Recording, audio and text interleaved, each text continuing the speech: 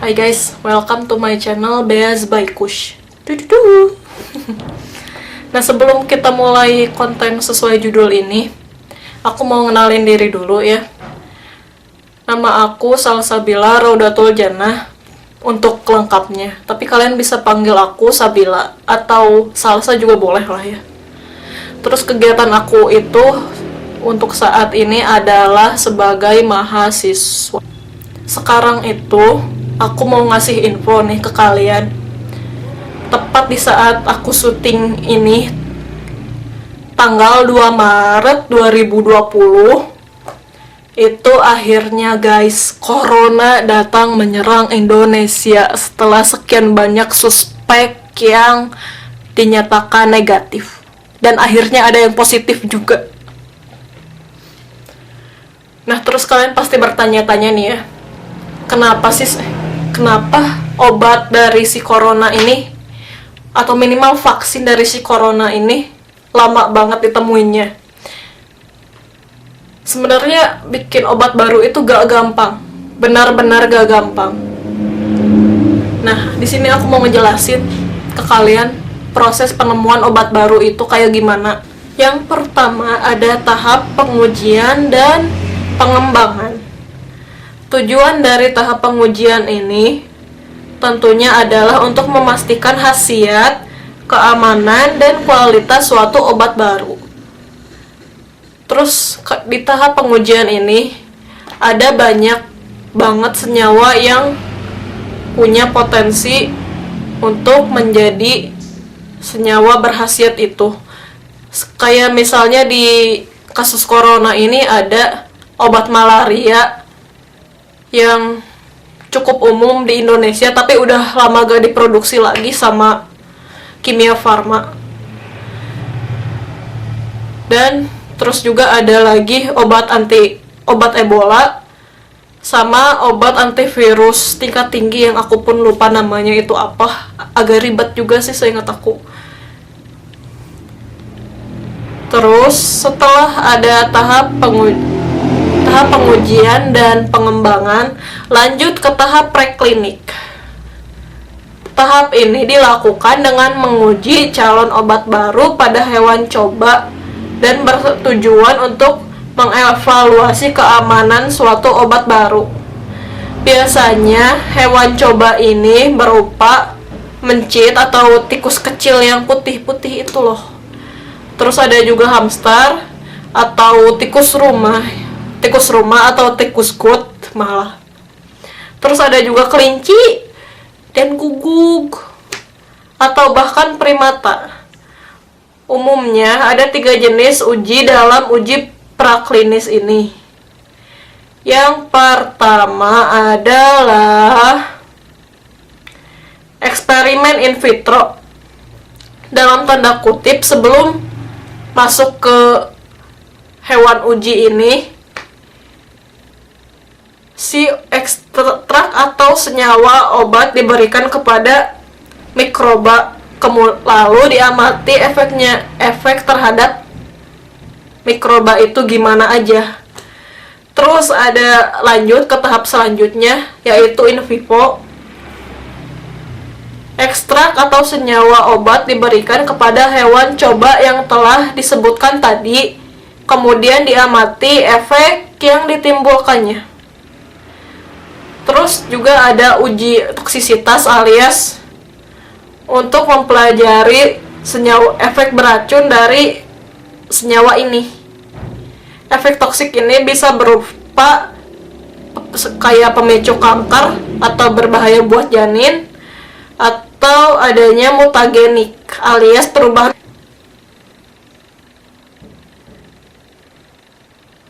Menurut Peraturan Kepala BPOM nomor 7 tahun 2014 tentang pedoman uji coba toksisitas non-klinik secara in vivo, uji toksisitas ini mencakup 10 jenis, tapi yang paling umum dilakukan adalah toksisitas akut dan toksisitas subkronik. Toksisitas akut dalam kurung letal dat 50 bertujuan untuk mendeteksi efek toksik suatu zat yang muncul dalam waktu singkat setelah pemberian dosis tunggal atau berulang dalam waktu 24 jam. Nah, LD50 ini berarti bisa menyebabkan 50% hewan uji meninggal. Terus ada juga uji toksisitas subkronik, bertujuan untuk mendeteksi efek toksik yang muncul setelah pemberian suatu dosis setiap hari selama 28 atau 90 hari. Jika calon obat baru tidak lulus uji praklinis, maka calon obat baru ini tidak bisa lolos ke uji klinis alias langsung dibuang begitu saja. Terus ada tahap kedua, yaitu uji klinik. Setelah uji praklinik ini, barulah calon obat baru diperbolehkan untuk diuji cobakan kepada manusia. Dan ini juga ada beberapa tahap. Tahap pertama, yaitu kepada sekelompok sukarelawan yang sehat. Ya minimal 25 atau 50 orang lah ya. Terus di fase kedua, di tahap kedua ini, calon obat diuji kepada sekelompok pasien, dalam tanda kutip pasien corona. Dan masih sedikit juga sih ya tahap kedua ini, 100 atau 200 orang lah ya. Kemudian dari sini itu diamati efek yang ditimbulkannya. Uji klinik fase kedua ini dipisahkan menjadi fase 2A untuk menentukan dosis, kemudian fase 2B untuk menentukan khasiat obat. Terus ada fase ketiga, melibatkan sekelompok besar pasien yang ditentukan secara acak. Jadi pasien-pasien ini gak tahu kalau mereka udah jadi kelinci percobaan, guys. Kasihan.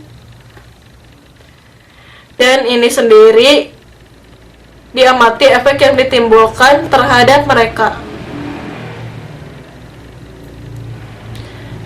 Terus di sini ada apa ya? Setelah calon obat terbukti berkhasiat dan aman, barulah obat tersebut diizinkan untuk diproduksi dan dipasarkan. Tentunya sebelum dipasarkan, obat tersebut harus didaftarkan dan dievaluasi lebih dulu oleh pihak yang terkait, seperti BPOM ya. Seperti Badan POM.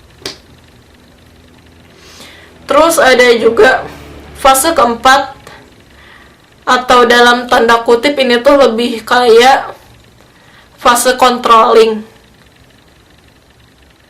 Fase controlling atau disebut juga studi pasca pemasaran.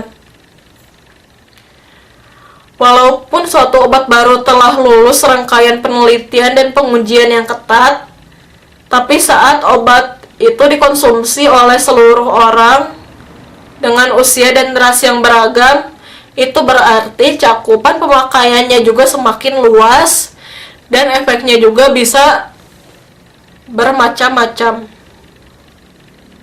Bahkan ada efek baru yang tidak terlihat saat pengujian itu. Oleh sebab itu, untuk obat baru ini, pasien yang mengalami efek samping yang tidak disebutkan dalam brosur obat wajib melaporkan kepada produsen atau pihak otoritas terkait dalam kurung Badan POM. Hal ini juga disebut sebagai istilah pharmacovigilance. Jika ada banyak laporan dan dinilai obat tersebut berbahaya, maka obat tersebut pasti akan ditarik. Nah, contohnya sendiri kayak mungkin kalau yang dulu itu Cerivastatin alias anti kolesterol karena merusak ginjal. Terus thalidomid yang ternyata bisa menimbulkan cacat janin, dan berbagai macam obat lain yang berujung akhirnya mereka itu ditarik dari pasaran. Terus untuk pematenan obat baru, sebenarnya mematenkan obat baru ini lebih ke tujuan komersil, karena dengan mematenkan obat baru ini bisa berarti kita punya hak paten, dan hak paten ini gak akan bisa diganggu gugat kecuali untuk yang mau memproduksinya. Dengan hak paten kita itu minimal dia harus bayar. Jadi intinya itu untuk mematenkan obat baru itu hanya berdampak sebagai komersil. Nah, mungkin sekian aja guys. Jadi, oh ya, dan catatan, proses ini itu gak sebentar, gak selamanya mulus kayak jalan tol. Bisa aja ada yang harus diulang-ulang gitu kan ya, atau malah diulang-ulang, atau malah gagal di satu tempat terus dievaluasi lagi. Nah, makanya itu kenapa orang-orang selalu bilang penemuan obat baru itu bisa memakan waktu puluhan tahun. Nah guys, mungkin cukup sampai situ aja informasinya. Makasih banget udah nonton, dan makasih banget udah mau dengerin penjelasan yang super rumit ini, dan malah lebih gampang ditulis ya kayaknya. Makasih banyak guys. Sampai jumpa di video-video selanjutnya. Assalamualaikum warahmatullahi wabarakatuh. Bye bye.